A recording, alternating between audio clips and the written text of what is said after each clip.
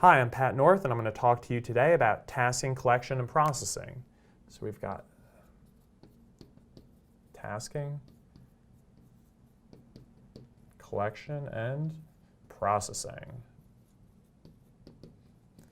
And there's a lot of different parts to this.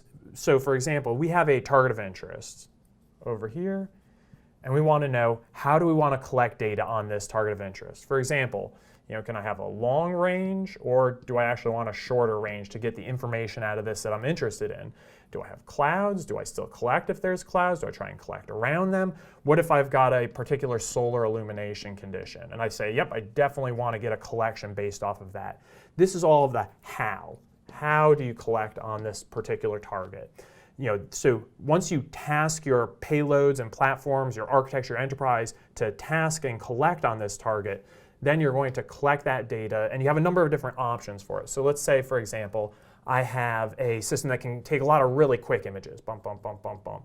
Or maybe I need full motion video for this particular target, and I want continuous coverage, but it's from an aircraft that's going to take a little bit of time to get into position to do that. Or maybe I want special data on this target, and that's from a specialized spectral system or thermal collection system, and I've only got narrow windows where I can collect that type of data. This is all going to go into the tasking, collection, and processing, so that I've got some decision maker down here, and they're going to be collecting and saying, I need this type of data, and I'm going to choose system A, B, or C. But based off of that decision, I'm going to send up the collection instructions, I'm going to receive that data, I'm going to choose how to process it. Maybe I want a special product generated from it. Maybe I'm going to change the processing to give me a different type of output or intelligence from that. Then I'm going to take that and say, you know what, from that decision, I now maybe need to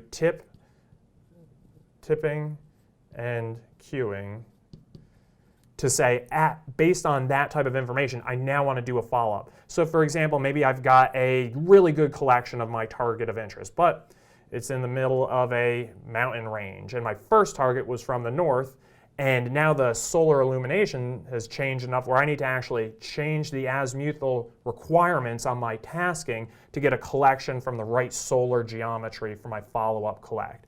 So all of this combined gives you the how do you collect on these targets of interest, what type of data do you need, what type of processing needs to be performed on that type of target. And that's it. Thanks for watching.